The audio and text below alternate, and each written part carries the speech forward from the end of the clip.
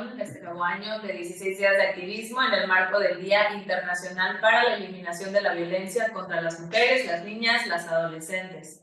El día de hoy nos encontramos con el Colegio de Mediación del Estado de Veracruz, AC, con Liz González y el Centro Interdisciplinario para el Desarrollo de la Ciudadanía. Mi nombre es Jimena Martínez. El día de hoy nos encontramos con la maestra Lilian Marisol Domínguez. Ella es licenciada en Derecho por la Universidad Veracruzana, maestra en Políticas Públicas y Género por la Facultad Latinoamericana de Ciencias Sociales, con su sede en México. Su trabajo de investigación se enfocó en el entendimiento del hostigamiento y acoso sexuales como una falta administrativa sancionable y su trascendencia en el acceso a la justicia de las víctimas. Bienvenida, Lilian. Gracias y gracias también a ti. Gracias por estar con nosotras y bueno, platícanos un poquito de esta especialidad que hiciste en Flaxo. Pues bueno, es todo un programa súper interesante porque está tanto la parte de políticas públicas como la parte de género. Y bueno, para poder egresar del programa, yo trabajé específicamente en el acoso y los hostigamientos sexuales, pero analizado como una falta administrativa de personas servidores públicas. Y me centré en estudiar el protocolo que emitió el gobierno federal, la Administración Pública Federal. Primero, bueno, estamos hablando que existe un protocolo, el primero al menos del que yo pude revisar los registros, desde 2010, si no me equivoco, que trabajó en mujeres. Posteriormente hubo otro en 2016 y bueno, el último del que yo pude tener registro y que me parece que es el que actualmente se está ocupando, que es el de 2020.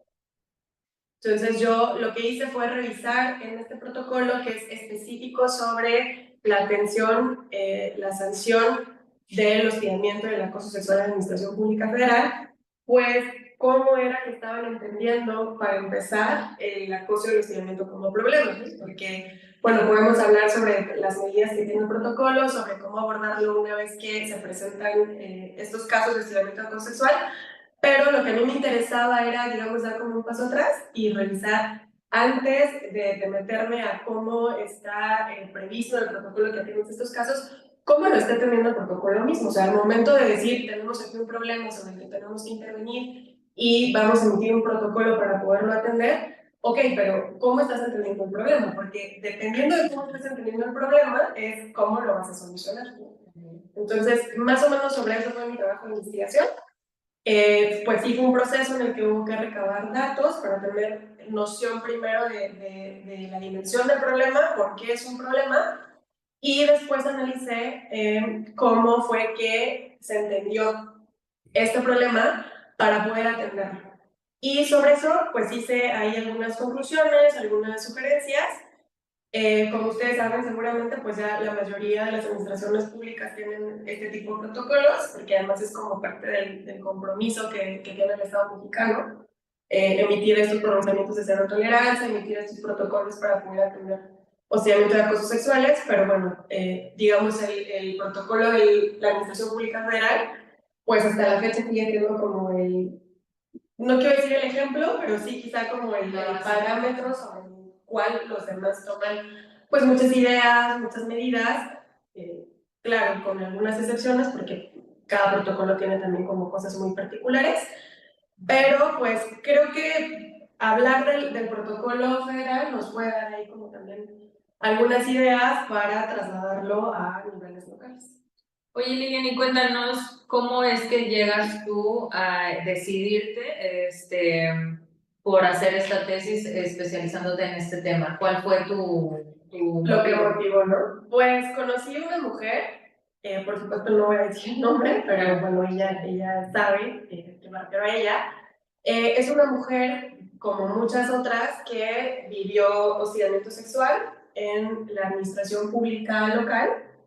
Y bueno, ella decidió no dejarlo solo como, bueno, pues es un problema al que nos enfrentamos, de ningún modo hay que adaptarnos, sino que activó todo el mecanismo previsto para atender este problema, presentó queja y estuvo dándole seguimiento con las instancias correspondientes hasta que su asunto llegó a una instancia ya judicial, porque en su momento la instancia que la atendió, digamos, en un primer momento, en un primer contacto, había determinado que el hostigamiento sexual que ella había experimentado no era una falta grave del servicio público. Entonces ella estuvo inconforme con esto porque ella lo que buscaba era que se entendiera que el hostigamiento sexual que ella había experimentado, pues sí podía ser considerada una falta grave y por lo tanto podría ser sancionada como una falta grave. Entonces, a partir de que yo conocí su caso, pues me interesó, me llamó mucho la atención qué es lo que qué es lo que están haciendo las administraciones públicas para atender este problema. Y pues derivado de que el protocolo es como, aunque es una herramienta, las administraciones públicas lo toman como, este es mi marco, ¿no? Este es como mi regla sobre lo que yo tengo que basarme para poder entrarle al problema y entonces para poder analizar qué estás haciendo tú como administración pública con el problema, me pareció importante centrarme en la herramienta, ¿no? O sea, eso que tú estás utilizando para atender el problema, para sancionarlo, bueno, pues vamos a desmenudarlo un poco para ver cómo lo estás entendiendo, cómo fue que lo previste y qué medidas estás considerando tú para atender este tipo de situaciones. ¿Crees que este protocolo es limitativo o así lo entienden las dependencias o como tú me llamó la atención lo que dijiste que a partir de esa herramienta se podría como que a lo mejor ordenar una medida cautelar o alguna medida de protección que no esté prevista pero que no salga de la legalidad? Sí, o sea, creo que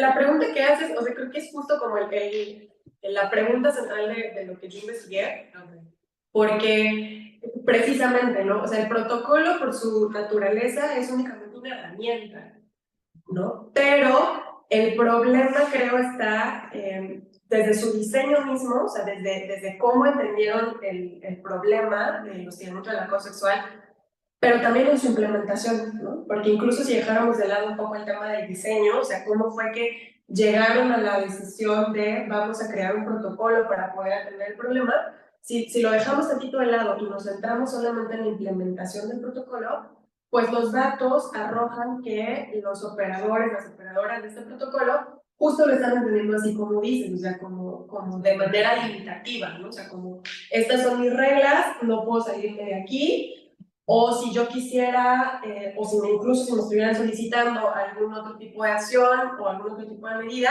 si el protocolo no lo dice, yo no lo puedo hacer, ¿no? Okay. Entonces, creo que sí hay problemas tanto, o sea, sí desde su diseño, pero también en la implementación, desde el momento en el que se está pensando que el protocolo es como, es tu regla y sobre esto no te puedes salir, cuando en realidad es una herramienta, una guía, ¿no? Pero en sí el marco normativo, que es el que sí te obliga, ¿no? A intervenir en el problema, pues es un marco normativo muy amplio que te daría espacio para poder, lo que tú comentas, ordenar medidas, ¿no? Quizá de protección. Perdón, no monopolicé un poquito. Sí, no, pero sabes que de todas maneras estabas haciendo todas las preguntas que yo tenía también, entonces como que nos conectamos un poco y por eso me sonreí así de, sí, preguntar eso. Fíjate que me llama la atención el tema de la implementación. O sea, sí, toda la parte del marco normativo, entiendo que está regulada, somos un país que tiene por sistema todo clasificado, pero en el tema de implementación, me ha tocado como experiencia ver que como parte del protocolo se dan capacitaciones. El problema es que estas capacitaciones se las reenvían a mujeres. Y es de capacítate para que sepas qué es lo que no se te debe de hacer. Exacto. Gracias. ¿Y por qué no se les capacita también al resto de las personas que estamos en esta dependencia o en esta institución, ¿no? Entonces, ¿cómo pudiéramos cambiar eso? O no sé si el mismo protocolo tenga alguna medida para que sea cuantificado o le sea, no quiero decir ordenado, ¿no? Porque tampoco una capacitación, pues, cuando le metes la palabra ordenada ya se siente medio invasiva. Pero, pero que sí llegue a las personas esa capacidad. Pues mira, justo, o sea, digo, ya para hablar sobre el tema de implementación con datos, de 2016 a 2021, yo de lo que pude registrar, dos áreas distintas de la Secretaría de la Función Pública a nivel federal me dieron datos distintos. O sea, de entrada desde allí ya tenemos un problema. Por supuesto, porque no tenemos clara información sobre la dimensión del problema. Pero bueno, digamos, con un acercamiento, dos áreas de la misma dependencia federal reportaron que de 2016 a 2021 recibieron un total de 3.397 denuncias de acoso o hostigamiento sexual, de las cuales solo 1.267 fueron admitidas para su investigación, o sea, solo para investigar. El resto, 2.130 quejas, fueron concluidas, de las cuales 1.710 fueron archivadas por falta de elementos. Es decir, del universo de 3.397 denuncias, solo 304 llegaron al área de responsabilidad. Y quién sabe si salieron a favor. Por supuesto. La otra área, por ejemplo, mencionaba que habían recibido 2.718 denuncias, de las cuales 2.256 fueron archivadas, solo 472 fueron admitidas para investigarlas, y de esas solo 283 llegaron a una resolución. Y claro, no hay datos sobre el sentido de esa resolución, ¿no? Pero, o sea, estamos hablando de un problema que va teniendo como distintos filtros o distintos embudos, y lo que tenemos al final es un número muy pequeño de casos que realmente llegan, pues casi un 10% únicamente. Sí, o sea, que llegan primero a investigación, ¿no? O sea, que tan solo sean admitidas para investigación ya es un logro. Y luego, una vez que son investigadas, que lleguen como a la siguiente instancia, ya como para determinar si hay o no hay una responsabilidad. Y luego de eso, que lleguen a una resolución, bueno, o sea, se va haciendo cada vez menor. El protocolo, de hecho, el de la Administración Pública Federal sí contiene, o hay una previsión de que debe generarse información sobre la implementación del protocolo. O sea, esta información de la que yo estoy hablando, el protocolo dice que las áreas que se encargan de operarlo tendrían que generar la información, pero además con miras, o sea, no solo por tener la información de recibimos estos números, sino que esa información debería estar registrada con miras a entender el problema y a buscar, digamos, las principales causas para entonces poder ir a la prevención, ¿no? Porque tampoco se trata nada más de estar sancionando por sancionar, sino que la idea de todo este mecanismo, al final de cuentas, es prevenir el acoso y hostigamiento sexual, que es una manifestación de violencia contra las mujeres. Entonces, la información no es solo el reportar los números, sino que esta información tendrá que ser analizada para poder determinar cuáles son las principales causas o cuáles son las condiciones en las que se está generando este problema, para que entonces se pudieran dictar e implementar medidas ya con miras a la prevención. Y en el protocolo, si no me recuerdo, en el de la Administración Pública Federal no se habla como tal de una obligación de capacitar, pero pues tenemos, como tú le decías, todo un marco normativo que sí es obligatorio y que sí establece la obligación de capacitar. Tan solo, por ejemplo, la Ley General para la Igualdad entre Mujeres y Hombres, tanto la general como la que tenemos a nivel de Estado de Veracruz, sí establecen una obligación para todas las dependencias y entidades de la administración pública de capacitarse en perspectiva de género y en muchos otros rubros que tienen que ver con la igualdad entre mujeres y hombres.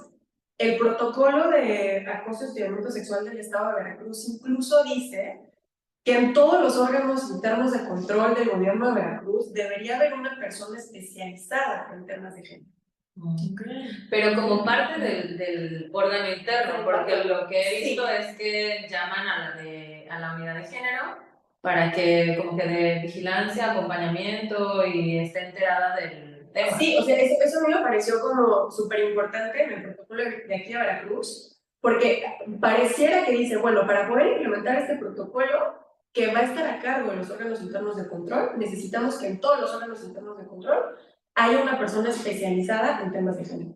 Eso, por supuesto, sin perjuicio de que la dependencia o la entidad en sí misma, derivado de la ley general o de la ley estatal de igualdad entre mujeres y hombres, tiene la obligación de capacitar a todo su personal en temas de género. O sea, digamos, tenemos como una obligación doble, ¿no? O sea, la dependencia ya tiene que capacitar a todo su personal.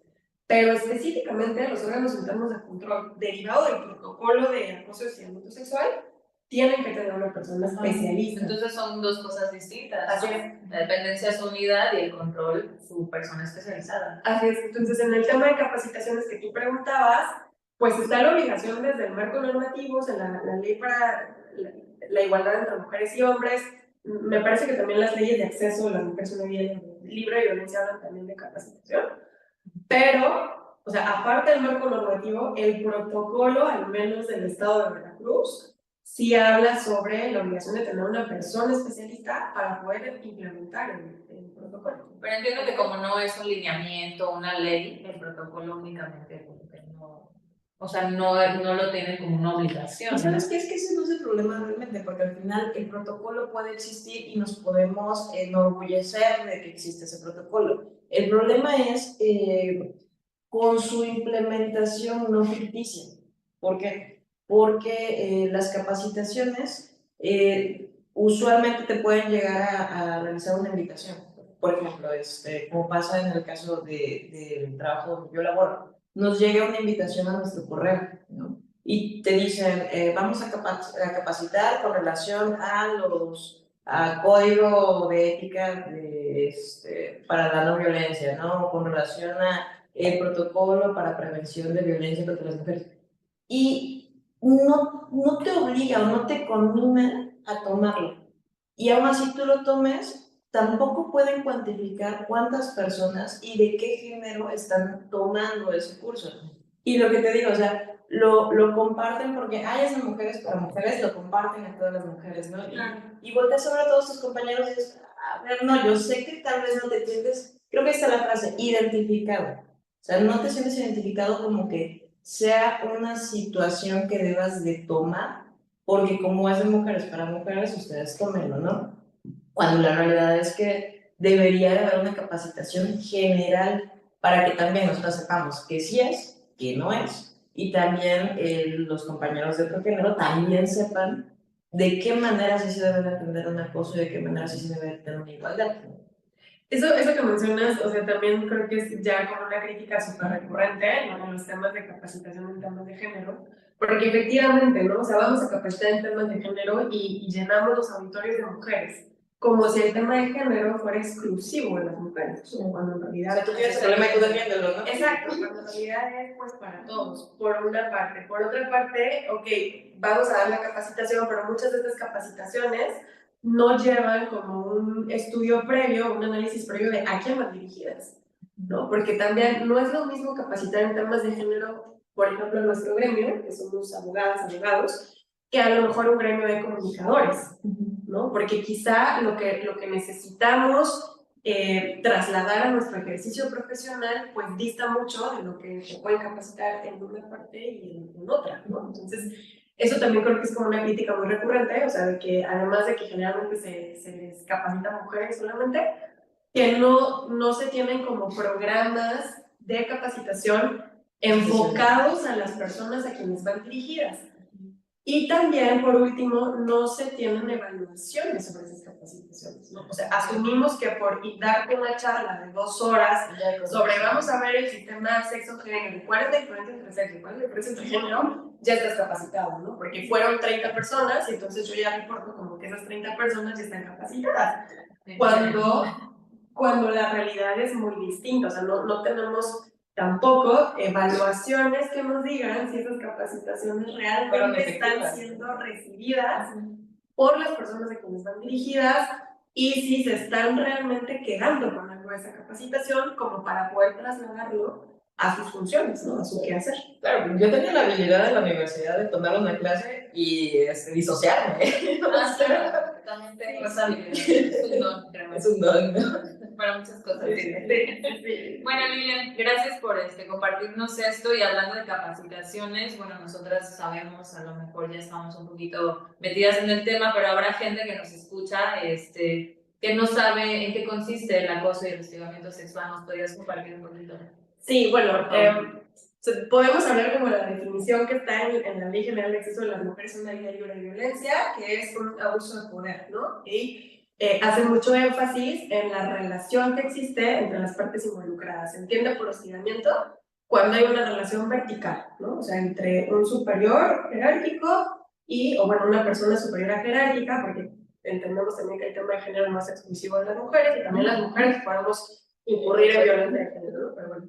Entonces, hostigamiento sexual, una relación vertical entre una persona superior a jerárquica y una persona subordinada. Y acoso es una relación horizontal, ¿no? Entre dos personas que no necesariamente existe como esta superioridad jerárquica entre una y otra. Dice la Ley General de Acceso, puede ser en un hecho aislado, o sea, es decir, en una única ocasión, o puede ser una conducta reiterada, ¿no? Porque esto también era un problema, porque se pensaba que si solo te habían acosado una vez, ¿no? Entonces no era acoso, ¿no? O sea, tendría que haber sido una conducta reiterada. Entonces dice la Ley General de Acceso, no, eso no es así, ¿no? O sea, puede ser una sola ocasión o puede ser una conducta reiterada. Básicamente eso es lo que dice la Ley General de Acceso, ¿no? O sea, es un abuso de poder que es violencia porque daña principalmente a las mujeres, ¿no? En su salud física, mental, incluso económica, puede llegar también a trascender, ¿no? Pues también entendemos, con base en la Ley General de Acceso a las Mujeres a una Vida Libre de Violencia, que los tipos de violencia son violencia sexual, ¿no? Violencia física, violencia económica, patrimonial, ¿no? Entonces, no es como que, o sea, es que a veces escuchamos acoso, hostigamiento sexual y pensamos que necesariamente es violencia sexual. Y no, ¿no? O sea, la violencia sexual es un tipo de violencia, pero el acoso sexual también puede llegar a ser violencia económica. Entonces, o sea, el hecho de que el nombre, digamos, de la conducta lleve sexual, no significa que forzosamente tiene que ser una violencia sexual, ¿no? Entonces, también el acoso pueden ser conductas sexistas, ¿no? Que no necesariamente es una agresión sexual o una conducta sexual, pero sigue siendo acoso o hostigamiento sexual porque es sexista. Entonces, tal vez lo entenderíamos mejor como acoso por género.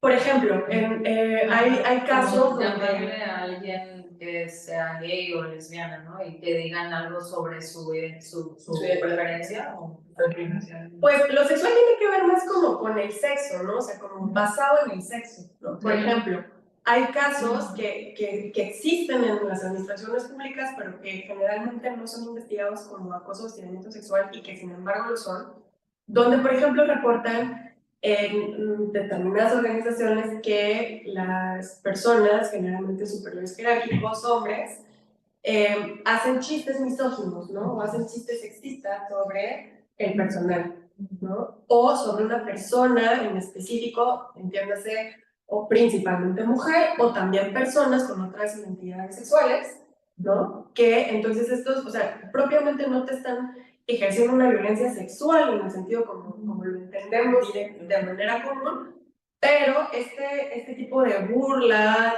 de chistes, ¿no? De manifestaciones verbales que tienen que ver con tu identidad sexual, ¿no? Para, digamos, minimizarte, restarte valor. Se entiende también el acoso sexual, y sin embargo no se estudia como tal porque se piensa que el acoso o el hostigamiento sexual siempre va a ser cuando un hombre quiere con una mujer, ¿no? O sea, así como que quiero conseguir algo sexual contigo, y no solamente es eso, puede ser como una discriminación sobre el sexo. Basado en el sexo, ¿no? Entonces, bueno, eso es como, digamos, lo que dice la ley general. Sin embargo, pues, en la teoría, el hostigamiento del acoso sexual es un abuso de poder, ¿no? O sea, y en entenderlo así como abuso de poder, me parece a mí en lo personal que es mucho más fácil de comprenderlo como, bueno, como un abuso de poder puede estar manifestado a través de una conducta sexual, pero no necesariamente, ¿no? O sea, también puede, lo que decíamos hace un momento, manifestarse a través como de comentarios o actitudes sexistas, ¿no? Entonces, es un abuso de poder, pero además, en la teoría justo se aborda esto que tú mencionabas, ¿no? De que generalmente escuchamos acoso o hostigamiento sexual y pensamos que es un deseo sexual, ¿no? O sea, generalmente está basado en un deseo sexual. Lo encuadramos ahí nada más. Exacto, pero lo que dice la teoría, y bueno, también ya algunos pronunciamientos en organizaciones como la Organización Internacional del Trabajo y el Comité de la Salud te dicen, bueno, no, o sea, es un abuso de poder y no está basado necesariamente en un deseo sexual, ¿no? Sino precisamente en ejercer el poder, mantener el poder y hacerle ver a quien no pertenece allí o a quien se considera que no es su espacio, exacto, que no debería estar allí, que este no es tu lugar, ¿no? Que está subordinado, que hay como una relación de poder y entonces el que te acosemos o el que te hostiguemos sexualmente no es porque tengamos un deseo sexual irrefrenable, ¿no? Sino porque tenemos que mantener esta relación de poder que existe en la que nosotros ejercemos el poder y tú no perteneces aquí. Ok, ya. Súper claro. Yo creo que de ahí, cuanto más el tema de la capacitación para la prevención, porque no se entiende, y hay personas que ni siquiera lo logran ver, ¿no? Porque es, no, es que yo soy siendo chistoso, o sea, para mí yo soy siendo muy amable, ¿no? Sí. O te ven... Ya no se puede, Ya no se les puede dar ningún piropo. Ya no se puede hacer broma, ¿no? Ya no se puede hacer broma, ya no se puede hacer ningún piropo. No, Y es, no es cómodo, no se es chistoso. se entiende el tema, yo creo que por tema generacional, la costumbre de cómo lo fueron educados, ¿no? Lo entiendo, no lo justifico para nada. ¿Por qué? Porque puede ser que tú lo veas natural o normal, que es algo que estábamos platicando justo ayer. O sea, todos venimos con una educación en la cual en su momento fue medianamente machista, sí, totalmente machista, ¿no? El día de hoy que tú escuches ciertas bromas que en su momento te hacían reír y hoy te indignan, ¿no? O ciertas frases o ciertos apodos que le das a personas que realizan alguna, no sé, actividad que tú no consideras con tanto valor, ya sabemos a qué pasa. Exacto, sí. Y hoy ya te indignan, ¿no? Entonces yo creo que eso viene con relación al crecimiento, con relación al contexto, con relación a la capacitación, a las personas de las que te hayas llegado. Y mucho de eso, ciertas generaciones no lo tienen y se frustran, ¿no? Entonces, ¿por qué me dices que todo lo que yo estoy diciendo hoy está mal?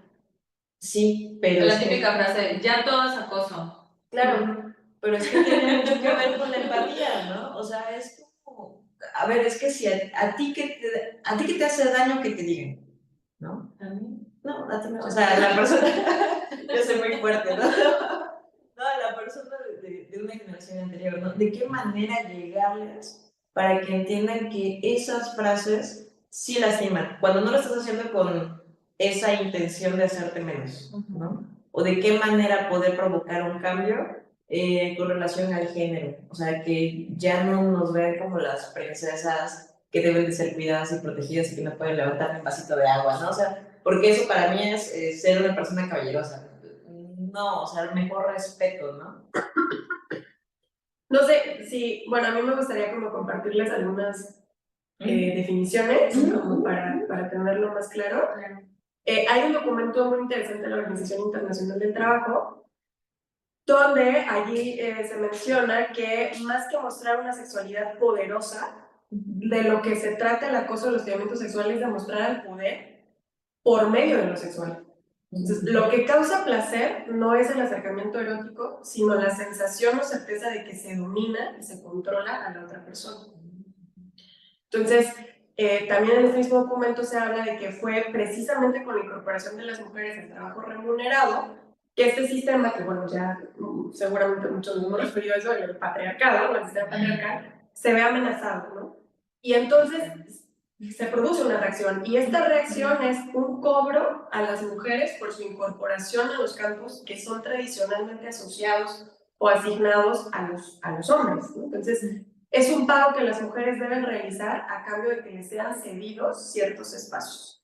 Y parte de este cobro o de este pago, pues es el acoso sexual, ¿no? Entonces, el acoso sexual no se da en el aire, se trata de una reacción del sistema que toma forma en actitudes, acciones y conductas concretas en grupos y personas particulares.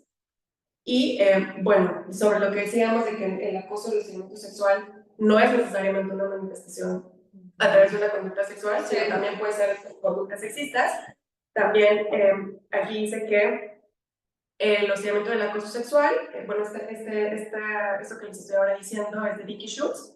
Ella dice que el hostigamiento del acoso sexual no solo se ejerce mediante acciones sexuales, sino también a través de acciones no sexuales tales como el comportamiento hostil, la agresión física, el tratamiento condescendiente, que es lo que tú ahorita mencionabas, la ridiculización personal, el ostracismo social, la exclusión o la marginalización, la negación de información y el saboteo laboral por razón del sexo o género de la persona, que es lo que decíamos, ¿no? El término sexual no se refiere necesariamente como a esta manifestación del deseo sexual, sino a que la conducta tiene una base en el sexo, pero no entendido como este deseo sexual, sino como asociamos que los sexos están en posiciones distintas porque un sexo tiene este poder, el ejercicio del poder, y lo mantiene, ¿no? O sea, mantiene subordinado al otro a través de este tipo de conductas que pueden ser sexuales, pero no necesariamente sexuales, ¿no? También puede darse a través de comportamientos sexistas. Y otra cosa que me parece súper importante, ya para concluir la pregunta de las definiciones, es que el hostigamiento del acoso sexual, igual tanto en la teoría como en la Organización Internacional del Trabajo, hablan de que se puede presentar, digamos, o clasificar, si le podemos decir así, en dos manifestaciones, como un quid pro quo o como un ambiente hostil. El quid pro quo es el que generalmente asociamos más, que es como estas propuestas, ¿no? Indeseadas, no bienvenidas, que es como, bueno, yo te propongo, ¿no? No sé, una relación sexual, un encuentro sexual, o un favor o una conducta sexual, a cambio de otra cosa. Entonces, ahí está el quid pro quo, ¿no? Okay. No sé, en las administraciones públicas es muy frecuente, te haciendo, ¿no? ¿A poco? Es una probablemente te haciendo sí, ¿no?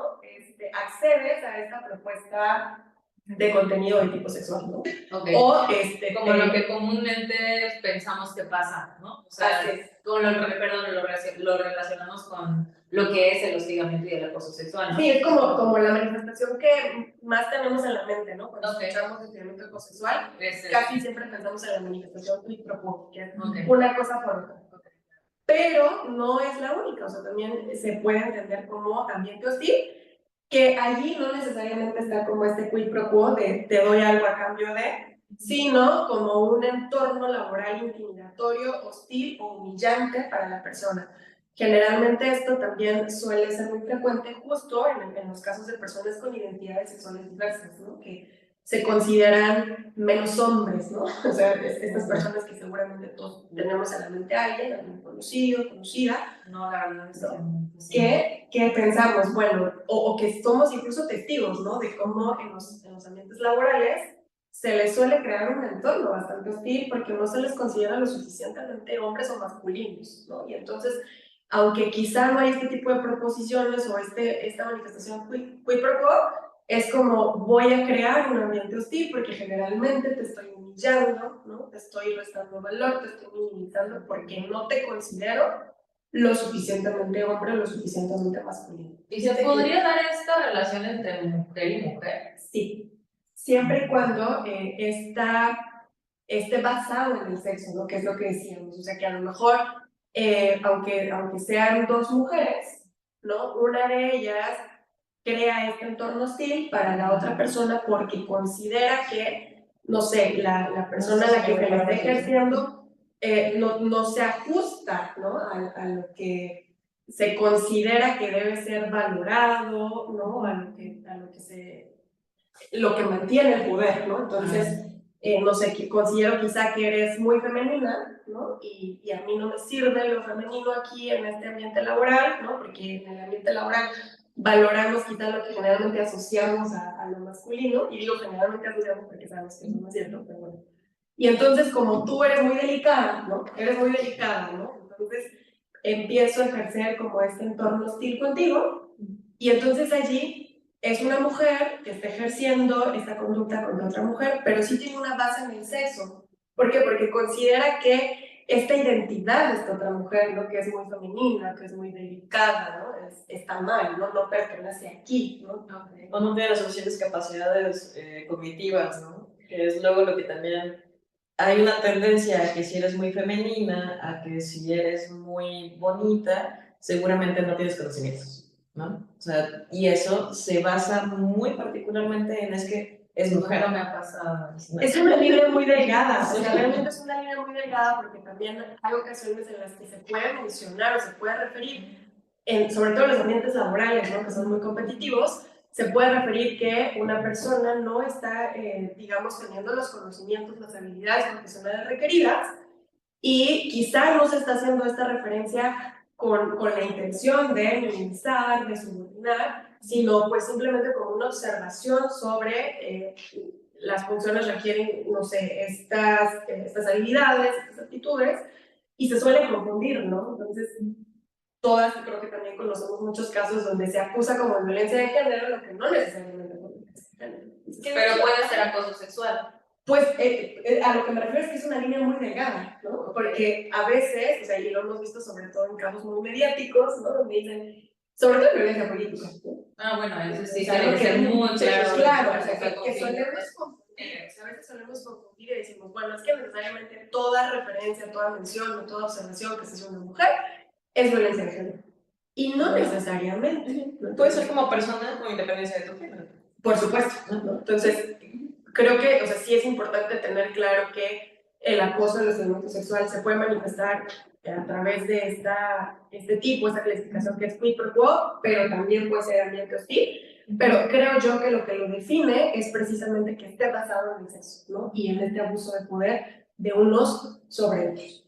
Porque puede ser, o sea, sí puede darse que sean como estos comentarios, estas observaciones, como dices tú, que no tienen que ver necesariamente con tu sexo o tu género, y probablemente no es violencia de género. Entonces es una línea muy delgada. Creo yo que el tema es saber identificar cuando está basado en el sexo y en la intención de subordinar, ¿no? Por aquello que asociamos a los sexos, ¿no?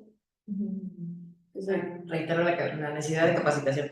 Fíjate que ahorita de lo que comentabas, en que personas que tal vez no consideran lo suficientemente masculinas también puedan ser ridiculizados o también puedan sufrir acoso, me recordaste una plática que tuvimos el año pasado con la titular de la Unidad de Género de Derechos Humanos. Y fíjate qué es lo que me decía, o sea, creo que también sufre mucho acoso. El año pasado tratamos de hacerlo más hacia otro tipo de identidades también. Nos decía que a veces sufren más acoso las mujeres trans que, que otro tipo de identidades. ¿Por qué? Porque además de ser mujer, tú renunciaste a ese patriarcado. Entonces ahora te considero como un traidor, ¿no? Y eso es fuertísimo, fuertísimo. Y los comentarios que se escuchan alrededor de la presencia de una mujer trans, sí, son muy como indignantes, ¿no? Bueno, a mí siento que es como, vive y deja vivir, claro. Ya vive tu vida, ¿no? Y nos decían que su expectativa de vida era de no más de 30 años, creo. ¿Qué? No me acuerdo. ¿Te acuerdas que otra persona nos comentó dentro de las charlas la expectativa de vida que tenían las mujeres trans? Entonces, sí es muy poca, justamente por este tipo de hostigamiento que no necesariamente dentro de las instituciones, sino que en la sociedad en general. Bueno, y regresamos un poquito al tema, sí, porque nos vimos bastante. Y son muchas cosas sí, que hablar. De los números que nos estabas dando, entiendo que ahora ya hay una mayor cantidad de denuncias, una mayor cantidad de quejas, y evidentemente lo que llega a tratar de tener una resolución es muy poco, pero particularmente, ¿qué les dirías a las personas que están en esta situación y que escuchando estos números dicen, no, pues entonces para qué interpongo una denuncia, ¿no? Sí, claro, es como súper desalentador. Ajá. Pues, a ver, creo que también es como una pregunta bien complicada, sí. Porque yo quizá mi primera respuesta sería decir, pues justo, precisamente por estos números, ¿no? Necesitamos que quienes deciden activar estos mecanismos, ¿no?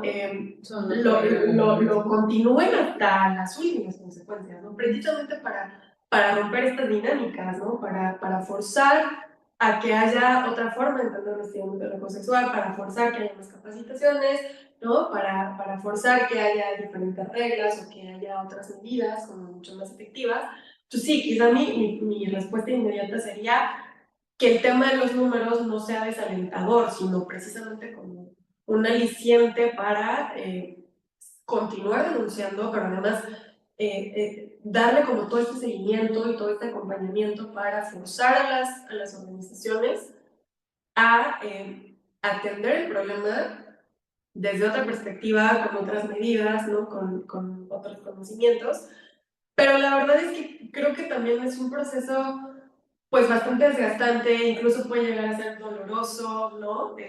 Frustrante, quizá también con afectaciones en salud mental, ¿no? Entonces, creo que no es fácil, o sea, al final la decisión de activar un mecanismo y de estarle dando el seguimiento hasta las últimas instancias, creo que no es algo sencillo, sobre todo si el mecanismo te está de alguna manera cargando sobre ti la responsabilidad de que funcione.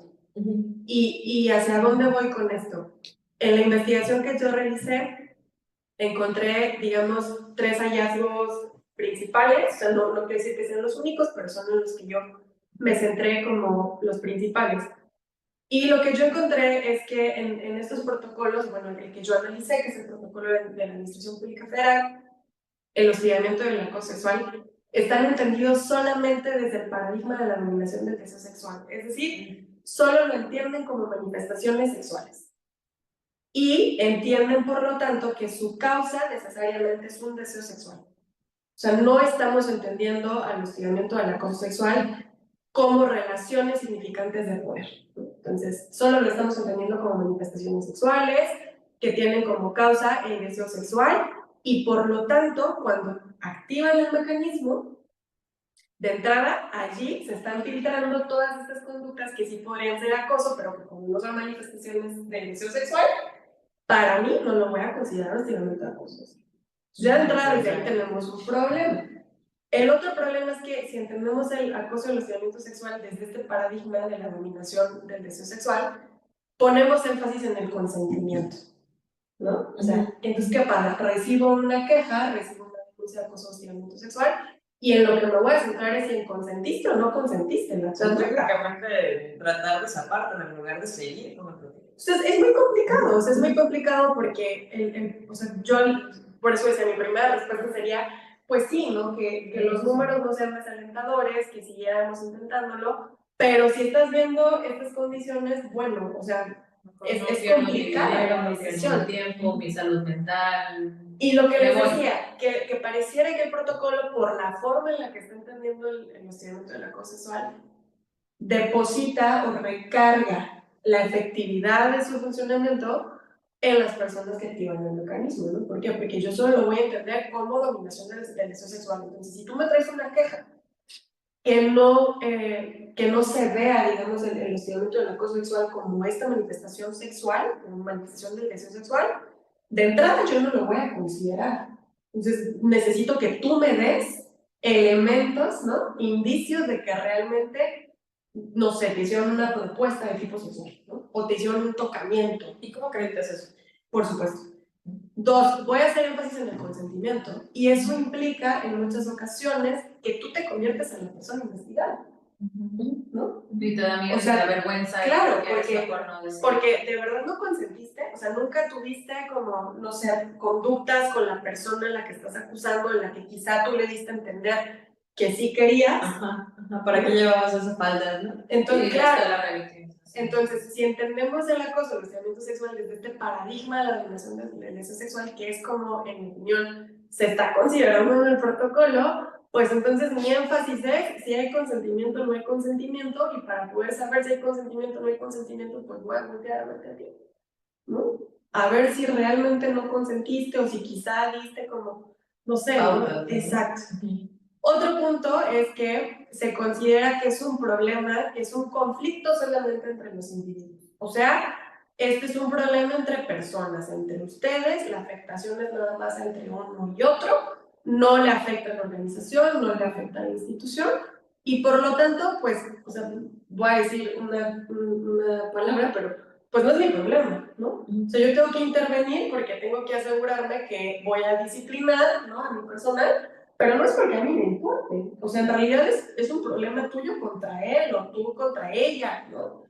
pero no es un problema mío como la organización. Pues lo que está diciendo el protocolo es un problema que tienen ustedes. Okay. Entonces yo voy a intervenir porque es mi obligación intervenir, porque ¿no? No vayan a decir que yo no tengo compromisos estoy como Estado mexicano de prevenir, atender y erradicar la violencia, porque además, sobre todo en las administraciones públicas, pues eres mi personal, ¿no? O sea, las personas servidoras públicas son la cara visible de la administración pública, eres mi personal, tengo que disciplinarte. Pero el problema lo tienen ustedes, no es mi problema. Entonces eso también al final te lleva a que pues el protocolo sigue recargando en ti, ¿no? Toda la carga, valga la redundancia, de presentar indicios, ¿no? De mostrarte tú como una persona, perdón, que no consintió, que no dio pautas, ¿no? Para que quizás se entendiera que había consentimiento, pero además de tú estar dándole seguimiento, de tú estarlo impulsando, porque al final es un problema que te importa a ti, ¿no? Y lo último es que se entiende el hostigamiento del acoso sexual como ajeno a las condiciones estructurales de la organización.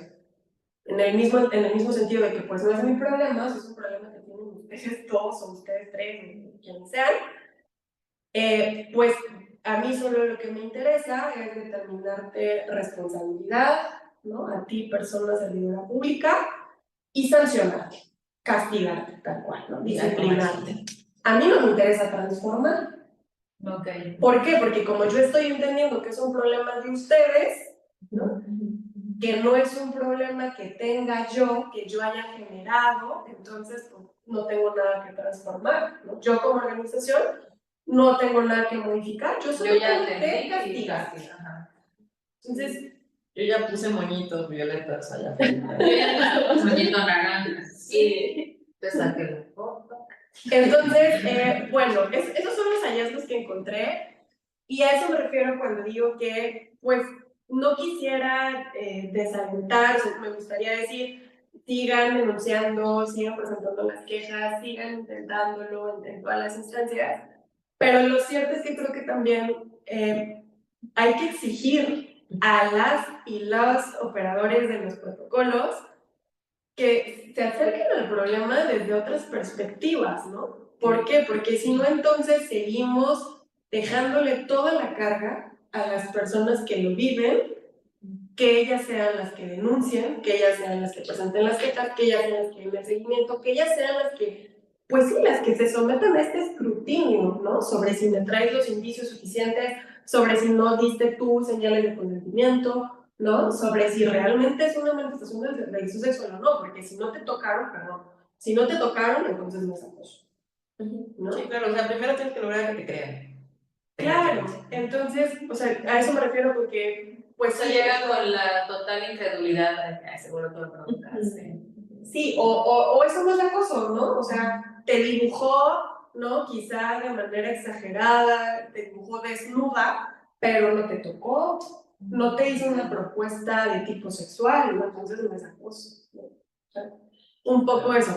Entonces, pues, regresando a tu pregunta, yo, o sea, mi respuesta inmediata sería que los números no sean algo desincentivador, o sea, que sí sigamos activando los mecanismos, pero creo que también sería injusto contestar eso así nada más porque sí, o sea, de primera reacción, sin mencionar esto otro, o sea, que reconozcamos que el mecanismo le está depositando toda la carga a la persona que lo activa y que entonces si nosotros queremos incentivar que se siga denunciando, que sigan hallando quejas, pues creo que también tendríamos que exigir a los mecanismos y a quienes operan estos mecanismos que se acerquen al problema desde otras perspectivas, que te capaciten, ¿no? Que no se basen únicamente en el protocolo, ¿no? O sea, el protocolo es una guía, pero tienes todo un marco normativo atrás que te permite actuar de distintas maneras.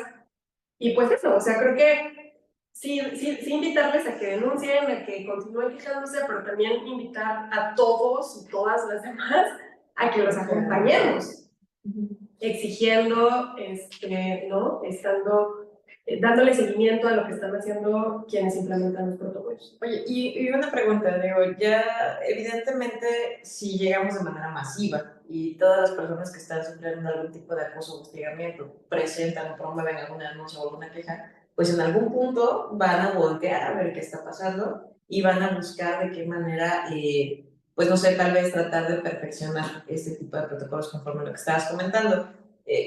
Sí es muy importante denunciar, qué padre que nos digas cuál es la consecuencia de la denuncia, pero ¿hay alguna otra forma, algún otro mecanismo que no necesariamente por medio de la administración pública, sino como, no sé, tal vez tipo penal, o sea, algo que digas, ok, voy a incentivar esta parte, pero adicionalmente estoy o puedo estar protegida por otra vía? Me gusta mucho esa pregunta porque justo es algo que había estado comentando con otras mujeres, aunque en otros aspectos, no necesariamente este momento, pero creo que se puede adaptar o acomodar bastante bien a esto. Creo que el tema penal, yo personalmente no soy partidaria del tema penal, porque creo que incluso seguimos en esta dinámica de la carga recae sobre ti, ¿no? Uno. Y dos, mi pretensión no es transformar las condiciones estructurales, sino solo castigar. ¿No? Que, o sea, que creo que esa es la finalidad del sistema penal, ¿no? Castigar.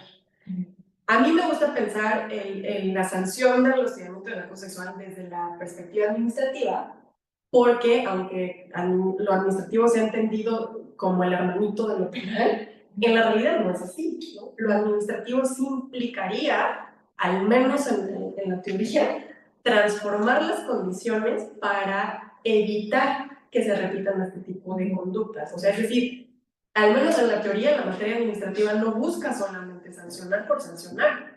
Lo que busca es prevenir la conducta. Entonces, a mí me gusta más pensarlo desde la perspectiva administrativa que desde la penal. La desventaja es que lo administrativo casi siempre se ha pensado como lo mismo que lo penal, ¿no? Pero eso al final sigue dejando la carga y la responsabilidad del mecanismo y de su efectividad en la persona que acude a ellos. Entonces, lo que yo había estado comentando con estas otras compañeras, mujeres, madres trabajadoras, es que, pues, pareciera que todos los mecanismos que ponen a nuestra disposición es tú solita enfréntate, ¿no? Enfréntate al problema, enfréntate a la persona agresora, enfréntate a la institución que no está implementando correctamente. Pero te pones tú en riesgo, ¿no? ¿Por qué? Porque cuando tú sola te enfrentas con todo el poder de la organización laboral, ¿no? Te pones tú en la mira y sueles sufrir represalias, ¿no? Entonces, pareciera que al final estos mecanismos, ya sea administrativo, penal, laboral incluso, redundan en lo mismo, ¿no? Es tu responsabilidad, eres tú contra el problema y tú te pones o tú te quedas expuesta a estas represalias.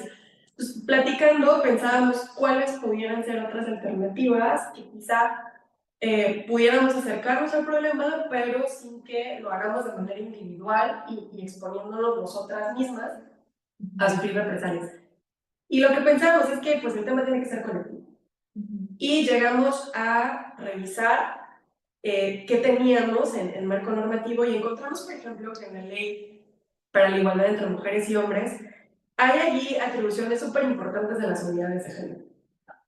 Y voy a hacer una crítica, espero que no dañe a nadie, pero las unidades de género tienen que dejar de ser planeadoras de eventos, ¿no? O sea, tienen que asumir las atribuciones que tienen en la ley general, que básicamente son su creación obedece a que deben actuar como mecanismos para el adelanto de las mujeres. No planear eventos, ¿no? O sea, sino... No vas a criticar, yo critiqué con los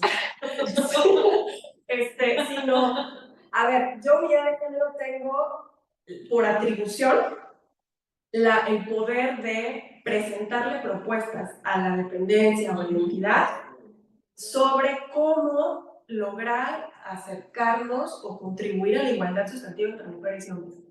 Un ejemplo muy básico, ¿no? La situación de las madres trabajadoras en la Administración Pública Federal. Sabemos, ¿no?, que generalmente, principalmente en las mujeres, recaen estas dobles, triples cargas, ¿no? O sea, está el trabajo remunerado, pero también está el trabajo no remunerado, el trabajo de cuidados, Y no es la misma situación la que se le presenta a un hombre trabajador que a una mujer trabajadora que encima tiene cargas de cuidado en su casa. Ahí es donde tendrían que estar interviniendo las unidades de género. Entonces, las unidades de género tienen la atribución de realizar diagnósticos, de generar estadísticas y de realizar propuestas. ¿Qué pasaría si las unidades de género tomaran estas atribuciones, las ejercieran? Y si estamos detectando que en la administración pública tenemos un serio problema de acoso o hostigamiento sexual, no voy a esperar o no voy a depositarle la carga a las personas que lo viven de activar el mecanismo, ¿no? Yo estoy detectando un problema, me siento con la titular o el titular de la administración pública y te digo, en ejercicio de mis atribuciones, porque no estoy invadiendo atribuciones, o sea, es tal cual lo que dice mi marco normativo, tenemos este problema, este es el diagnóstico, estas son las estadísticas, estas son las propuestas que hay que analizar, aprobar e implementar. Entonces, esa sería una alternativa, o sea, independientemente de que las personas decidan o no activar estos mecanismos de denuncias individuales, colectivamente las unidades de género podrían retomar estas atribuciones, analizar el problema, diagnosticarlo y presentar propuestas que las dependientes entidades tienen que implementar.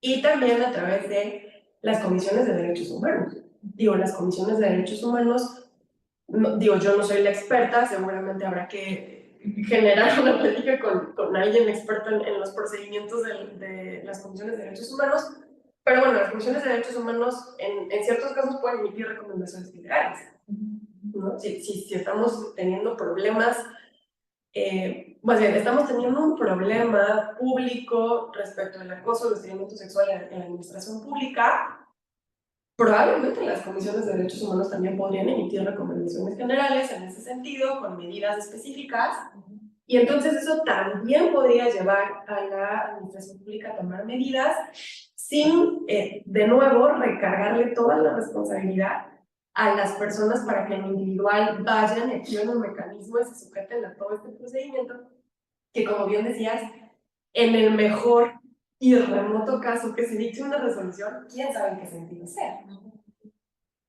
¿En qué consistirá? Bueno, ya siguiendo la crítica, que no se quiten este estigma de planeadoras de eventos. Hay un documento bastante interesante, ahora mismo no recuerdo el nombre, pero Gisela Sarenberg, que es una experta en políticas públicas y género, me parece que en conjunto con otras autoras, ahora no recuerdo el nombre, tienen un documento bastante interesante donde realizaron un estudio justo sobre la situación de las unidades de género en la administración pública, me parece que la federal. Y bueno, ahí arrojaron sus resultados y hicieron una clasificación, ¿no? sobre las unidades de género dependiendo como de algunas características en común. Pero bueno, de lo que ellas encontraron es que generalmente las unidades de género tienen poco presupuesto, poco personal, no son... solo esa ya. Claro, o de crítica. No son consideradas áreas importantes, ¿no? O de decisión importante dentro de la administración pública. No existe voluntad institucional, ¿no? Entonces, digamos, en estos casos de unidades de género que quizá las personas que allí conforman la unidad, en el mejor de los supuestos de que tengan el conocimiento, de que tengan la voluntad y la capacidad de realizar estas acciones, pues no son escuchadas, ¿no? Porque las unidades de género no son vistas como áreas importantes o de decisión importante dentro de la administración pública. Pero también tenemos, en otro caso, las unidades de género, donde mandan a las personas a las que pues le tengo que dar algo, pero realmente no quiero que tenga como mucho perfil, no que tenga como mucho campo de acción. Entonces también tenemos unidades... Como un premio de consolación. Claro, también tenemos unidades de género en las que están personas que realmente no tienen los conocimientos, que no tienen la voluntad institucional, sino que pues están allí porque alguien les nombró sin tener el perfil, ¿no? Sin tener la vocación y justo, ¿no? Como un premio de consolación. Entonces, bueno, o sea, seguramente hay muchos más factores que ahora no recuerdo de ese documento, pero de lo que recuerdo tiene también que ver con eso. O sea, tenemos unidades que no tienen las personas con el perfil necesario, pero también tenemos unidades que sí lo tienen, pero dentro de la organización no son vistas como áreas importantes y no son tomadas en cuenta. No sigue siendo dentro del mismo sistema patriarcal que tenemos. Exacto. Esta parte no es importante porque es nada más para el tema de género. O es Bueno, que si le sigamos bajas trabajando. tantito me vas a incomodar, entonces mejor nada más delimítate un poquito a... Y los recursos, ¿no? Generalmente no suelen darles los recursos necesarios también como para que puedan tener una estructura, ¿no? Con personas con el perfil, con los conocimientos. Ok, entonces lo primero que tendríamos que hacer como mujeres dentro de una sociedad es exigir que estas unidades de género pues se fortalezcan. Así es. Ok. Sí, ay, interesante.